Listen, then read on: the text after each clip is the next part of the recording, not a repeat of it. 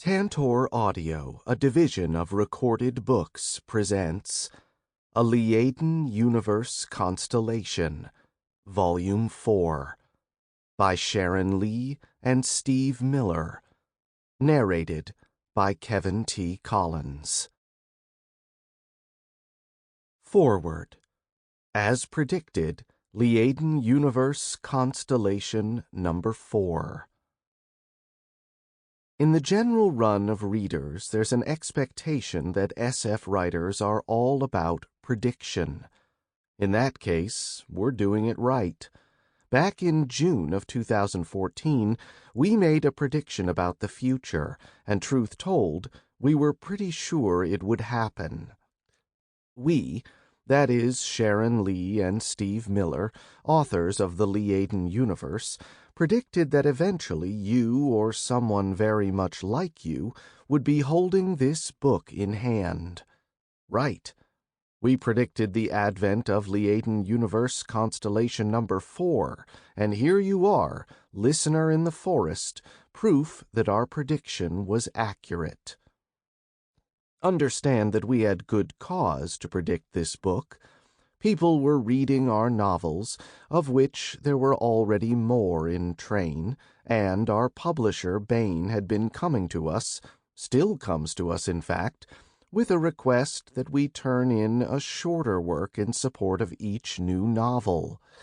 The editors at Baen add that story to the free monthly offerings at Baen.com, and voila!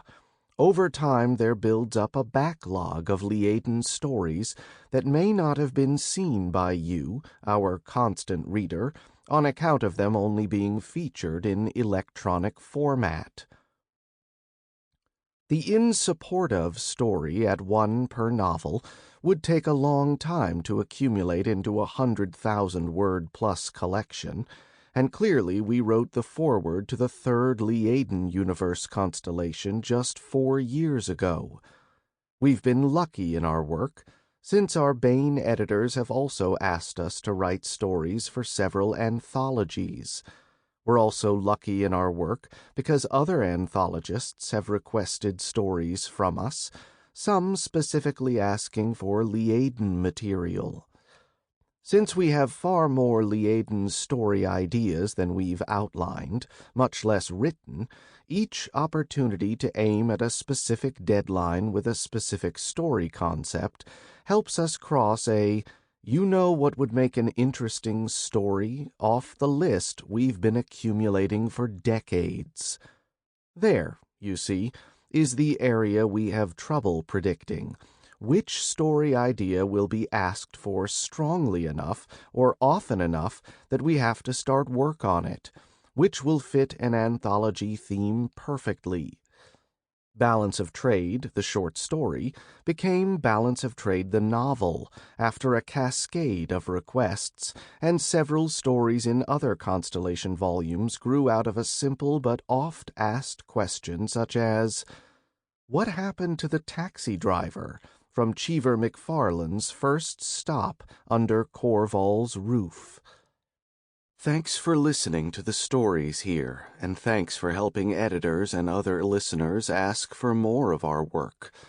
Whether this is your first listen or your 13th, we hope you'll keep your eyes on our Liaden Universe Constellations as a good way to keep up with the characters who people our stories. Oh yes, about predictions. Are we predicting the eventual appearance of a 5th Liaden Universe Constellation? Well, what we know for sure is that we're still writing. So, watch the skies. Sharon Lee and Steve Miller, Cat Farm and Confusion Factory, August 2018. Street cred. Just like in real life, the people who populate the Liaden universe have to live with the consequences of their actions. In many cases, they've built the situations they're in not through the machinations of their authors, but out of their own necessities. Street Cred takes place on Surebleak after Corval's relocation, and it takes a look at what happens when the rule of contract meets the rule of justice on a back world where everyone is armed, or should be. Valcon Felium leaned back in his chair and sighed. It was his day to address such business as demanded attention from Delm Corval, while Miri, his life-mate, minded the road boss's office in Surebleak Port, answering what questions and concerns as citizens might have regarding the port road and its keeping. The Surebleak Port Road, having only recently acquired a boss, they were yet an object of curiosity, and the office on port was busy enough. It might be later that the presence of the boss, her, or himself could be dispensed with in favor of a proxy. He could find it in himself to hope so. His thoughts lately had been turning to ships and lifts, the simplicity of jump, and the charms of planets which were not Surebleak, Clan Corval's new home. He was a pilot from a long line of pilots, trained as a scout, and far better suited to flying courier than to administration. It would be a pity if he were never to lift again. Which was, of course, boredom speaking, or self-pity, or more likely an aversion to duty. Courier pilot had never been his destiny, and he would fly again soon enough. But first, Surebleak required finer sorting, and Corval needed to find its feet on their strange new homeworld, which meant, among other matters, revisioning Clan Corval. The bonds of kinship were as strong as they had been in his lifetime, though the individual clan members numbered so few that it seemed they must, eventually, marry into another situation in order to survive. In fact, such an offer had only recently been made to him as the Delm genetic. He had not quite said no, which was only prudence. Now was not a time to close doors suddenly found open, nor for relying too heavily upon the wisdoms of the past. More pressing than kin ties at the moment, however, were the clan's finances. Clan Corval did business under half a dozen trade names, and while it was true that they remained a force in the markets, it was also true that they were now a lesser force. Formal banishment from Liad, their previous homeworld, had cost them trade partners, allies, and goodwill. It had been expensive to remove all of their goods and themselves to Surebleak, nor was their new home port nearly so conveniently situated as their former address. Shan Galan, the clan's master trader, was off-planet even now, seeking to establish a new main route and coincidentally reverse Corval's faltering finances. No small task, perhaps indeed an impossible task, but when Valcon had tried to express his regret at placing such a burden upon Shan's knees, his Chaleket had laughed aloud. "You've asked me to develop new outlets, negotiate partnerships, build viable routes, and earn us a profit. Tell me, Danubia, what is it that you think master traders do?" So, Shan was off-planet even now, doing those things that master traders did, for the good of clan and kin. In the meantime, Shansdown wrestled with various knotty problems of their own, such as Corval's relationship with Liaden society, specifically the Liaden Council of Clans. As part of the contract of banishment, the Council, speaking for all Liaden clans, had agreed that expulsion from the planet would constitute full and complete balance for Corval's crimes against the homeworld. The contract had stipulated that there would be no personal balances launched against individual members of the clan or against Corval entire. The Council of Clans had agreed to this, and each one of its member delms had signed the contract, which included a guarantee that they would educate the members of their clans regarding the contract and its terms, and make it clear that no further balance was appropriate. Unfortunately, it seemed that the delms, or the Council, had not been as assiduous in education as they might have been. Balance had been brought against one of Corval in violation of the terms of the contract. Young Quinn had escaped harm, though the person who had sought to balance the death of her heir had sustained a wound to her shoulder, and all involved were fortunate that the attempt had not met with success. Failure though it had also been against the terms of the contract, which stipulated that any breach, or seeming breach, be met with a formal inquiry. Therefore, Corval's Keandra, Ms. Deagas, had contacted her firm's headquarters on Liad.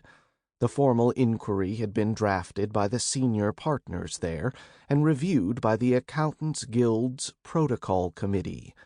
The Keandra and Corval wished to know if the Council was aware of the violation, and now that it had been informed, what its next step would be. Instead of immediately taking up this rather straightforward matter, the Council had not tabled it. No, the Council had not even entered the inquiry into the agenda. That they would refuse to even discuss the matter, that they risked offending the Accountants Guild, one of the most powerful on Liad. These things were not comforting to the delm of a small clan seeking to establish itself upon a new homeworld. Corval yet had friends on Liad. If they had not, those on the Council who had wished to see Corval themselves executed for crimes against the homeworld, and Clan Corval's assets, including its surviving members, distributed among the remaining clans at Council, would have prevailed. That banishment had been the final balance, spoke directly to Corval's Melanti, and its place in Liaden history. In retrospect, had the Council indeed made a formal ruling against the contract of banishment, Valcon was certain that he would have been in receipt of a dozen or more pinbeams warning that he and his were now targets. No such pinbeams had arrived, which led one rather inescapably to the conclusion that there was something more subtle, and perhaps more deadly, underway. He had written letters to a few staunch allies, and to his mother's sister, the delm of Meisel. His sister Nova had written to Corval's old friend and ally, Lady Yolana. Unsurprisingly to those who knew her, Lady Yolana had replied first, and Nova had only this morning forwarded that answer to him. The news was mixed. "The Administrative Board of the Council of Clans," wrote Lady Yolana, "recently published a point of order directing the Standing Committee of Keandra to study the question of whether the contract of banishment remains binding upon it, now that one of the parties has ceased to exist. Well, of course they're idiots, and so I said to Justus when he mentioned it to me, even if the delm of Corval has seen fit to dissolve the clan, which I trust they have not, the standard paragraph regarding heirs, assigns, and direct descendants is present in the contract of banishment. In light of your letter and the unfortunate attempt to balance against Quinn, one enters entirely into Pattern's feelings on that head, I assure you. I can only suppose that the whole purpose of this so-called study is to open Corval to such mischief as may be brought against it by aggrieved persons. The longer the study goes on, the weaker the contract becomes, even if the committee eventually returns the opinion that both parties still exist. One wonders, in fact, what keeps them so long at the matter. An hour, out of respect for the past melanti of the administrative board, ought to have been enough to have produced the rational answer in the approved form. Be assured that I shall make further inquiries, dear Lady Nova, and will write again when I have more information. In the meanwhile, please guard yourself closely. I really must travel to Surebleak some day soon. My grandson does not wish to move the clan's seat, nor do I think that he ought to do so, but a bored old woman who has outlived her life-mate and her nearest friends may perhaps be forgiven a bit of wistful wanderlust. Please recall me to Corval themselves, and to Corinne, as well as to your delightful siblings. Malin and Walter desire also to be recalled to Silvor, and to assure him of their continued regard. They ask, respectfully of course, that he be permitted to visit. If you think it wise, Yolana would naturally care for him as one of our own. I remain your friend and ally, Iltheria Yolana, Clan Justus.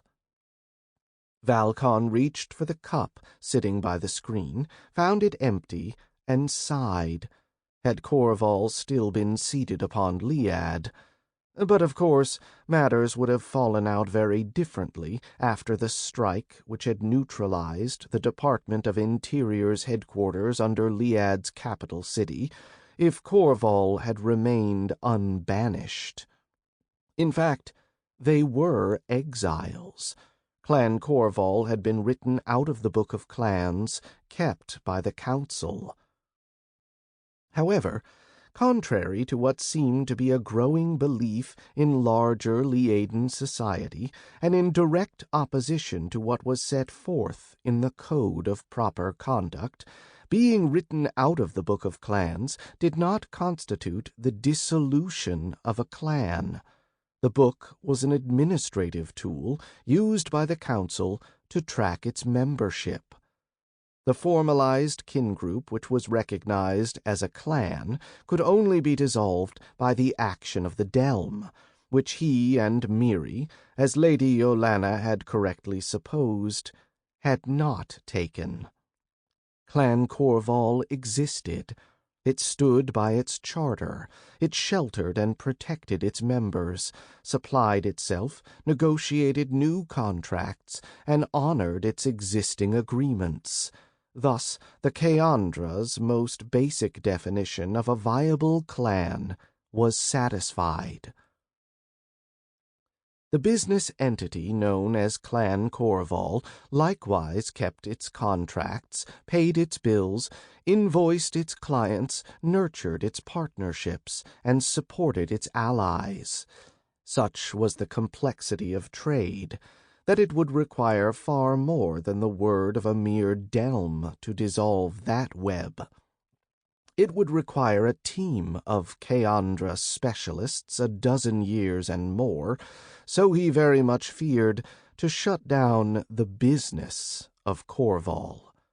Clearly, then, Clan Corval existed across several spectra of reality.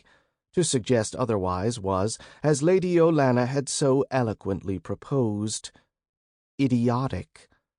The Council of Clans, someone on the Council of Clans, or indeed someone from the Department of the Interior, which had appointed itself Corval's exterminator, and which was known to have infiltrated the Council, someone wished to place Corval in increased peril. And sadly, the one resource Corval was lately richest in, was enemies. "I wish you wouldn't keep doing this," Miri said. "At least take backup." They were in the breakfast parlor, sharing the morning meal before parting for the day, she to the Delm's office, and he first to the city, thence to duty at the road boss's office. "Taking backup will invalidate the results," he answered. This was not a new argument. In fact, it was so well worn it was no longer an argument at all, merely a restating of their relative positions. "I take backup when I go down to the city and the port," Miri said, which was her usual second move. However, she then tipped her head and produced a very. "Guess you think I'm soft." He grinned and raised his teacup in salute. "Yes, it is entirely possible that a mercenary captain who is twice a hero is too soft for Schurbleek's streets." She shook her head, refusing to let him lighten the mood. "Streets ain't as hard as they was, but that don't mean they're a walk in the park. One man, dressed upscale and walking by himself, is just asking to have his pocket picked, or his head broke. There's folks'll kill you for the jacket, never mind the boots." "Am I clumsy?" he asked her with interest. She picked up a vegetable muffin and glared at him, which gave pause. One wondered what had happened to bring heat back into the game. "Anybody can make a mistake, Valcon," she said sternly. "That is very true. I have myself made a rather appalling number, but, Miri—" "And," she interrupted, "it ain't no use bringing in how the Delm of Corval had an obligation to walk the Lowport back on Liad, because, in case you ain't noticed, we're not on Liad anymore." He put his cup down and reached across the small table to put his hand over hers. "I was going to say that. I am the 6th member of the strike team. My function is to remain in sight, thereby encouraging any watchers to believe that there will be no strike at all." "You can be seen with backup," she said, "and it's less easy to pick you up for a chat." "True," he said gently. "However, I don't think they'll risk that just yet. Do you?" She closed her eyes and took a hard breath. "Miri, I am careful," he said earnestly. "I will be careful." He tasted her distress and regretted that he was the cause. But surely she knew that he dared not risk Nelleric, or Tommy Lee, or Diglon, or any other innocent to be taken up by. She sighed. "It's your nose to get broke," she said, withdrawing her hand and picking up her coffee cup. "I just hope I ain't in your head when it happens. Pain hurts." It was her turn to be Delm for the day, so she walked him out the side door where the car and Nelleric waited to take him into the city. Then, this being one of those days that seemed to him to be good for tempting the luck, he'd be dropped off at Patron's house for a catch-up meeting before walking down to the port. Alone. She might have hugged him harder than usual. He might have done the same. "See you tonight, boss," she said, stepping back. "Until soon, Chartres," he answered, and turned away. She watched until the car disappeared around the curve in the drive before going back inside. In the Delm's office, she drew herself a cup of coffee from the pot, sat behind the big desk, put the mug to one side, and tapped up the screen. Plenty of mail in the Delm's queue. Miri took a deep breath and dove in. The season, so he'd been told, was early autumn, which meant that winter was coming. The wind seemed to think that it had already arrived. Valcon turned the collar of the leather jacket up around his ears and tucked his hands into warm, fur-lined pockets. Space leather turned the chill, as it would also turn a pellet or a knife or a stone. A pilot's second defense, her jacket, the first being her two strong legs, which were best used to run from trouble.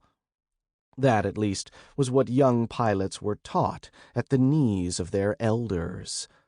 It was to be supposed, therefore, that elder pilots as a breed possessed a sense of humor. Or perhaps they merely hoped that one day a new sort of pilot would arise, a generation that was prudent, above being rash. If the latter, their optimism had not yet been rewarded, as every pilot in Valcon's rather large acquaintanceship was reckless to a fault, though always with very good reason. It was to be most earnestly wished, then, that the elders found themselves fulfilled by their humor. He had just left Patrin, who had been wonderfully plain on the subject of Valcon's wandering the city streets alone. It was not the first time he had expressed his opinion on this, though it had been, thus far, the most scathing. Plain speaking was of course permitted between kin, though one normally spoke with rather more restraint to one's delm. Well, there, Patrin was a pilot. The fact that both Miri and Patrin had chosen to be more than usually forceful on the topic of backup today did give one pause. He was not a fool, after all, to discount good advice given by those who held his continued survival close to their hearts. Perhaps he should reconsider his strategy. In fact, he would do so. For this morning, however, he was committed, best to finish as he had begun. The wind gusted, enclosing him in a brief swirl of grit. He put his head down and heard a shout from the alley to his left. The report from the Keandra Recruitment Committee, a.k.a. the Storefront Keandra Project, was encouraging, if you liked your encouragement, laced with sheer terror. One more apprentice had been accepted by the Liaden Keandra, who'd set up shop on Shorebleak, bringing the total to 4. This newest one had been a corner man for Pen Calhoun, back in the bad old days, and Miri could see he was a good choice just by the quoted street cred, fast and fair fixer. Jorish Huffstead was used to thinking on his feet. He parsed complicated situations quickly, and he had the personal charisma necessary to make his solutions stick. The board of advisors had been impressed with all that experience, like they should have been. What they didn't like so much was that Jorish couldn't read Terran, much less Liaden. Still, they'd agreed to a probation period, since Ms. Casineo, the Liaden Pro, had a shipload of Melanti in her own right, and she was convinced he'd do fine with a little work in the basics from the Liaden side of things. Miri sighed and reached for her coffee mug. Change and more change, and suddenly everything'd be different. All you could hope for, really, was that it'd be better, too. The alley was less than a block long, ending in a noisome courtyard where 2 men were beating a third with fists, feet, and knees. Valcon took cover behind a row of trash compactors and surveyed the situation.